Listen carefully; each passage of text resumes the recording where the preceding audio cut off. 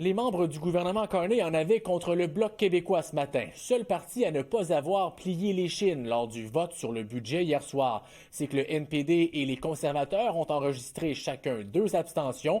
Le Parti vert a voté en faveur du budget afin d'éviter de renverser le gouvernement et de déclencher une élection à Noël. Or, le Bloc québécois est le seul parti à avoir voté unanimement contre le budget et ce matin, des ministres libéraux suggéraient que c'était une décision irresponsable de la part des bloquistes.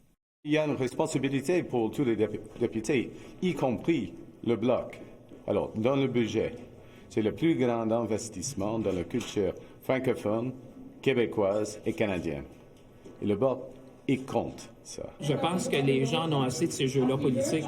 Des partis politiques qui se présentent aux annonces, mais qui votent contre le budget. Moi, je pense que les gens en ont assez de ça. Les gens s'attendent de tous ceux qui ont été élus de faire des choix responsables.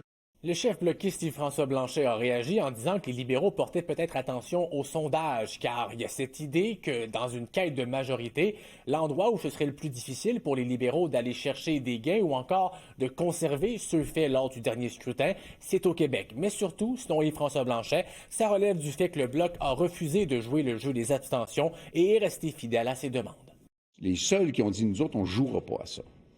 On va être franc, direct et clair. Que les gens aiment ou n'aiment pas ce qu'on a dit, les gens vont se souvenir que quand le Bloc québécois dit quelque chose, c'est ça. Ça dérange Caillou un matin.